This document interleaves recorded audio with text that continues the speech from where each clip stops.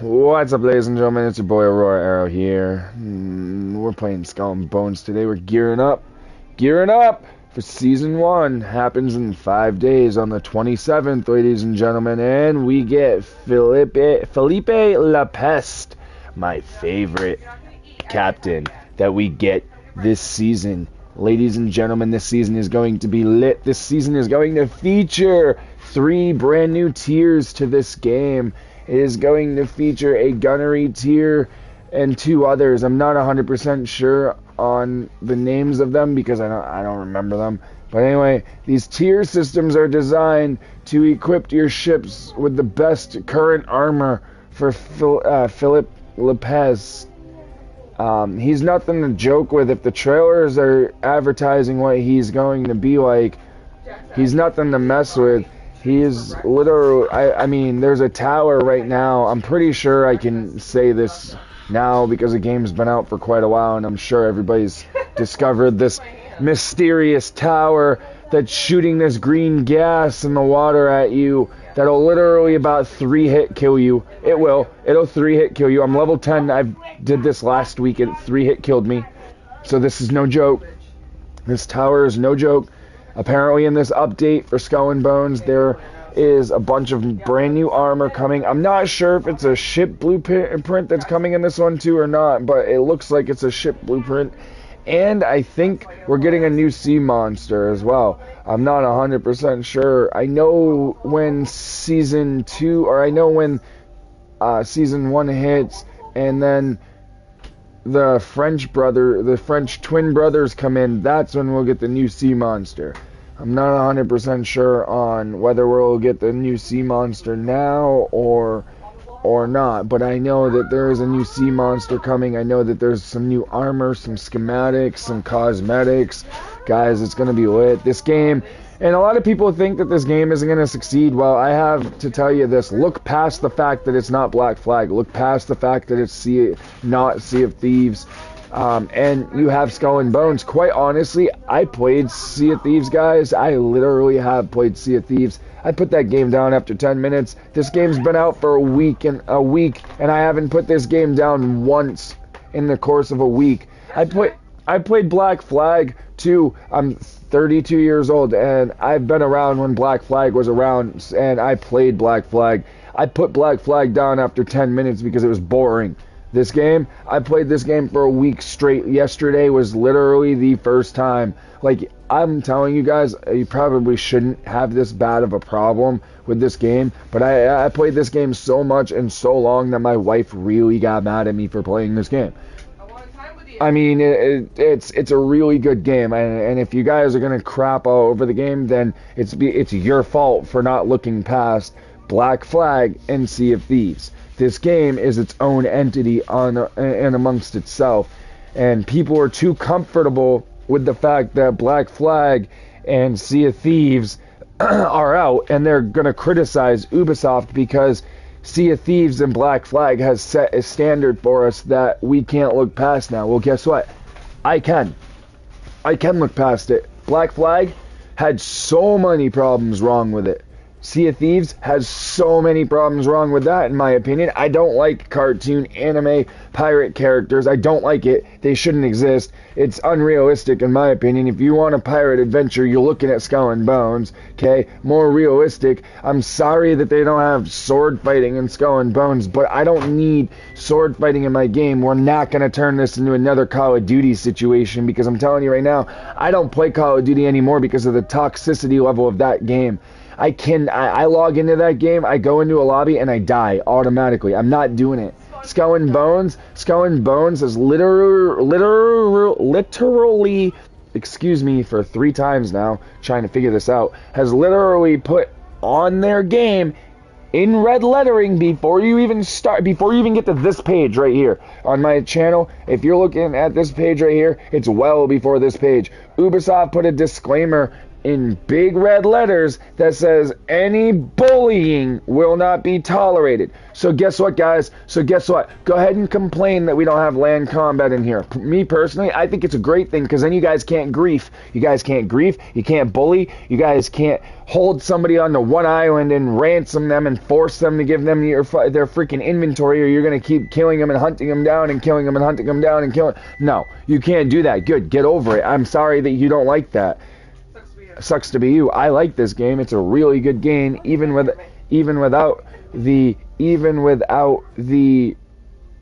land combat. Now, should a pirate game have land combat? Yes, it should, but it doesn't. So I'm glad that it doesn't, because again, like I said, then it would open up a community to be toxic to other players. Video games don't need to be toxic, ladies and gentlemen. Listen to what I'm saying. All right, listen to what I am saying. Video games do not need to be toxic. They are designed to go there, entertain you, and leave. That's what they are designed to do. They're not designed to be putting people down, telling people they suck. You have no right to be here. You don't deserve to talk. Your YouTube channel isn't gonna make it because you're not selling products. No. People should either A, have fans on YouTube because they're creating good content and they're honest with people, or B, people should have people on YouTube because people just want to be here, not because we have to sell things. We have to make you buy. No, if I have to make you buy things on my channel, don't be here. Don't be here. I don't want that. I want you to come to my channel to get information on video games and to watch me play video games respectfully with other players or my friends or anything like that. And if I'm not being respectful in video games, somebody call me out on it, please. But there's generally a reason why I am not being respectful in video games. It's usually because of the other person. However, there has been those times, and listen to what I'm saying because I am human. There have been those times where, yes, I just want to be a vindictive jerk, and I get on. I'm mean to people. Yeah, I understand that, okay? But at the same level, after a while I stop because it's not fun anymore. And if you think it's fun sitting there picking on somebody all day long, then you need to reevaluate your life choices, because it's not fun picking on somebody all day long. And you can sit there and go, well, the military picks on... No, the military doesn't pick on people. No, the military makes it so that they build character. People on video games aren't building character by picking on people. No, they're just putting people down and causing problems to society. See, there's a difference. People interpret things a lot differently. You guys, or people in general, decide that it's okay to be this way in society when it's really not. But anyway, back to the Skull and Bones thing. I do have to give a small shout out to Speedy. He has been here since the beginning of my streams. As a matter of fact, Speedy was the one that commented the other day that says it's Speedy, and it's glad to see you're still around, man. I've been forgetting to post videos recently, but I really like Skull and Bones. It's honestly one of my favorite games for a pirate game, and a lot of people can argue that, but I don't really care. I don't really care if you're gonna argue it or not. In my opinion, this is one of the greatest games, and I will support Ubisoft even if I'm the only one supporting Ubisoft for this game. I don't care. I'll sit here and play it all day long. Guess what? If I'm the only one playing it, then I'm the only one that's gonna get the treasure in the sea. Well, y'all are sitting here criticizing this game. Whatever. I say give the game... I say this is my rule of thumb with every brand new video game that has ever hit the market. Besides Call of Duty. Besides Call of Duty, because they haven't gotten it right. They've been ruining their titles. Anyway, with every brand new game that comes out besides Call of Duty, because literally Call of Duty is rinse and repeat of the same content, I give every game at least their first season for me. First season, if they have a season.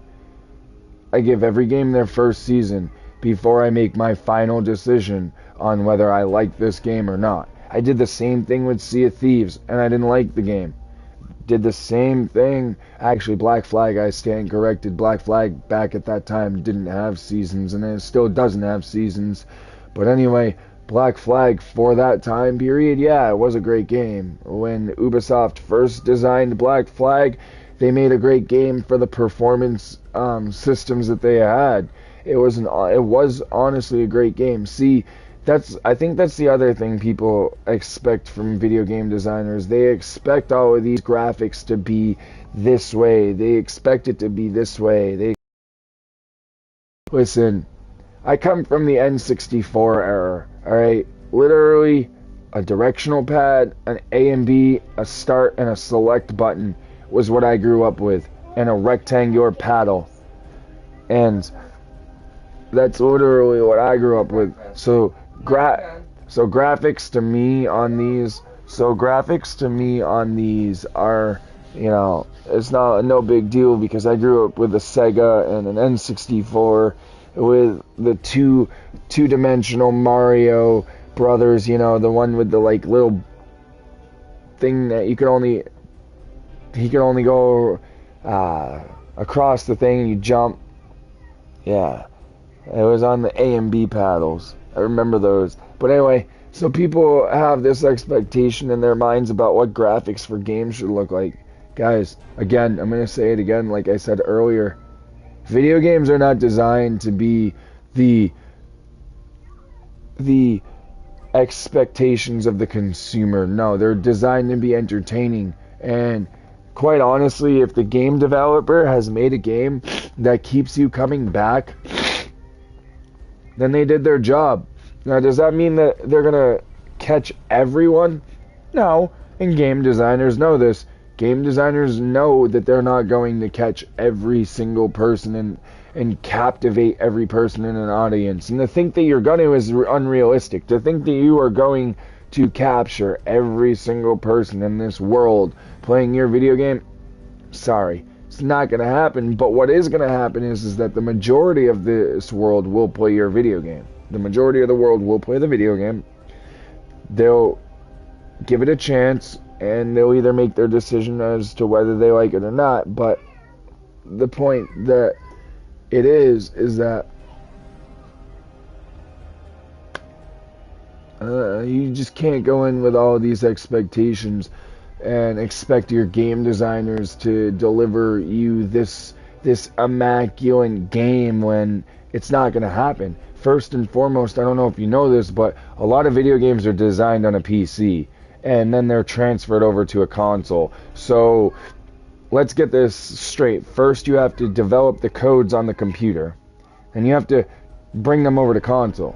Now, between bringing them over to console and whatever they have to do, there could be some bugs that get in there. It happens. Give the designers a chance to work it out. You can't sit here and complain about your game not being the way that it is, or performing the way that it is because of this reason. Well, guess what? Again, give them until Season 1. The game hasn't even launched.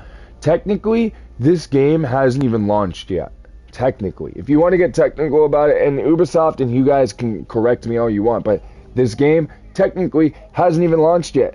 So, and what I mean by that is in 2018, back when this game was first talked about, we had a trailer with a shadow of a creature in the depths of the ocean that came out, grabbed your boat, and sank it in one shot. I know, my wife showed me the trailer of it. Fast forward 2024. Skull and Bones.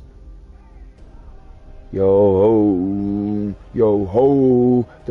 Now that caught my attention. Catchy sea shanties caught my attention. Big ships caught my attention. 1700s. Now you definitely caught my attention. Here's something I am going to defend Ubisoft with. And then this is what I do like about Ubisoft, okay? I like this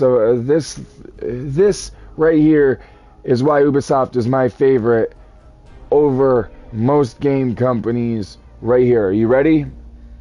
Because they put the work into their time periods. What I mean by that is They've already come out and said that they don't want a realistic pirate game. They've already come out and said that they don't want it to feel realistic. That's fine.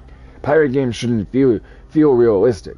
But what Ubisoft does do is 1700s, okay? Just hear me out. What Ubisoft does do is they do the work, like, for example, the ships, okay? The timeline, what you're going to find, what is it going to look like, what would the landscape be, this, that, the other thing, you know, are you going to find, I mean, guys, I was literally traveling the coast the other day with one of my friend's parents on this game. You can't hunt them, but you can see them right from your ship. I saw a bunch of elephants on an island in the coast of Africa on this game. Now, I'm telling you right now, for Ubisoft to put in elephants and to make small details like that, Ubisoft has become my favorite game company for that reason, because they put the small details in there. For me, it's not about, oh, a video game needs to have a good storyline. I mean, yeah, it'd be alright for me. Cool. You got a good storyline going here. Fantastic. Nah. Oh, video games gotta have player versus player. No, not for me. You wanna know what a good video game for me is? The extra detail, like the red gems on the steering wheel, or the red gems in the eyes that accent the white skull, that give it that, you know, that kind of aged look to it, that kind of aged demonic look to it, that's not necessarily a demonic sort of look, but you get the idea. It's kind of a dark, mysterious look that it gives off, like a ship wheel, like a captain ship wheel. Like, I wouldn't mess with that if I saw a ship out there with that. You kidding me? No. But, you know, Ubisoft does things like small details, like look at the water on this. It looks like water on this screen. Like, I mean, yeah, are there some things that they can improve on? Everybody can improve on some things. Me, you, don't matter.